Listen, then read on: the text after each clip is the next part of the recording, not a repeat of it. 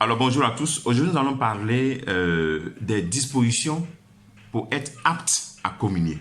Puisque la vidéo antérieure, nous avons parlé des 5 raisons pour ne pas arrêter de communier. Certains peuvent avoir des situations qui les empêchent aussi de communier. Voilà. En fait, quand on parle des 5 raisons pour communier systématiquement, c'est pour vous donner le désir de tout faire pour dépasser les empêchements afin de communier, c'est-à-dire dépasser les empêchements.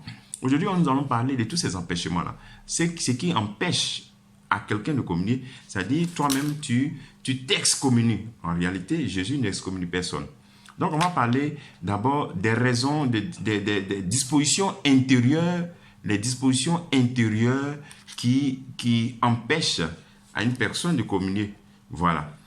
Pour avoir part au corps de Christ.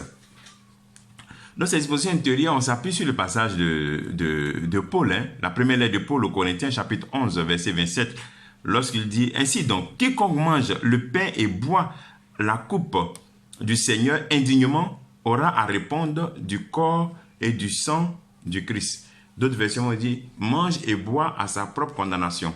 C'est pour dire qu'avant la communion, il faut une préparation. Donc, il faut, la première condition pour communier, c'est ne pas être en état de péché grave. Lorsque je suis en état d'un péché grave, il faut que j'aille me confesser et ensuite je communie. Qu'est-ce qu'un péché grave? Un péché grave, c'est un péché dont la matière est grave. C'est-à-dire, je fais quelque chose qui est très grave. Et aussi, dont je suis conscient que ce n'est pas bon, puis je fais. Dans le sens, on est péché grave. Je sais que ce n'est pas bon, que c'est un péché, et je le fais quand même. Et la matière aussi est grave. La matière, c'est ce sur quoi nous faisons le péché. Un péché lié à ton corps, qui est le temple de l'Esprit Saint. Un péché lié au corps de l'autre que tu tues, ou bien au non-respect de l'autre à qui tu adresses des injures. Tu sais que voilà. Donc voilà, la matière est grave. Et toi aussi, tu es conscient que ce n'est pas bon et tu fais. Donc, pour recevoir la communion et en tirer... Pour tirer vraiment profit spirituel du corps de Christ, il faut être en état de pureté et il faut ne pas être en état de péché grave. Si on est en état de péché grave, il faut d'abord chercher à recevoir le sacrement de la réconciliation. Voilà. Quelqu'un me posait cette question, mais ça va, mais si j'ai un péché grave, je voulais me confesser, et puis je n'ai pas pu, le Père est parti. Bon, tu as fait la messe sans communier et puis chercher à te confesser pour pouvoir maintenant recevoir le corps du Christ. OK? Pour la prochaine célébration. Alors, aussi, nous faut retenir que le droit canon le dit, le droit canon 916 le dit, que qui a conscience d'être en état de péché grave ne communiera pas au corps du Seigneur sans recourir auparavant à la confession sacramentelle. C'est-à-dire, il faut se confesser. Il faut se confesser avant de communier lorsqu'on sait qu'on est en état de péché grave. Il est vrai qu'aussi souvent, certains pensent que le rite pénitentiel avant la messe, ça peut nous aider à pardonner le péché. Non, pas du tout. Il faut retenir que l'acte pénitentiel, le début de la messe, n'a pas l'efficacité du sacrement de pénitence. Non.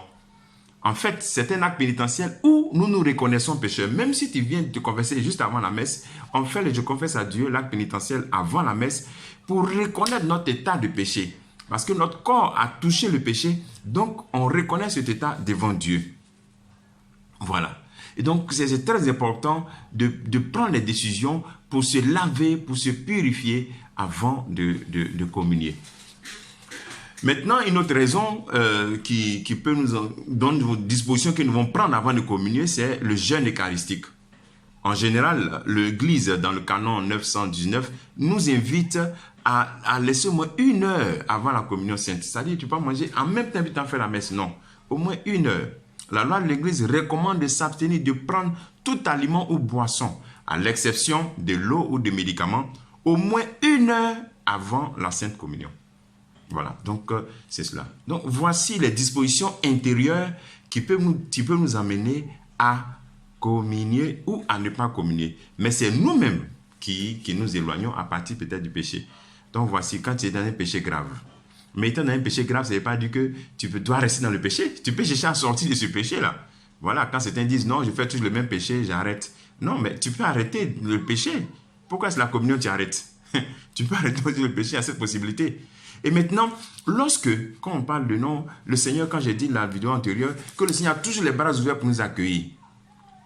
Quand toi-même, tu as cette disposition, tu veux te convertir, et que tu prends les éléments, des conduites, tu prends, comment on appelle ça, des engagements, tu es prêt, par exemple, à vivre dans la chasteté, et tu fais des efforts, 1 mois, 2 mois, tu n'as pas pu te tomber, tu te relèves. Voilà, c'est de ça que je parle, que le Seigneur a toujours les bras ouverts. Pour celui qui est disposé à la conversion. Mais si tu n'es même pas disposé à la conversion, bon là c'est vraiment se foutre de Dieu, aller se confesser, parce que toi maintenant te confesser, tu dis, je regrette, je ne vais plus recommencer. Mais au fond de toi, tu sais que tu vas recommencer. Donc là, il y a un problème de sincérité avec Dieu. Puisque Dieu vient dans le sacrement de la réconciliation afin la plus grande sincérité. Donc voici ce que nous pouvons dire aujourd'hui sur les dispositions intérieures, intérieures, qui nous rendent capables de communier ou bien incapables. Voilà. La prochaine fois, nous allons parler des dispositions extérieures. Merci et soyez bénis.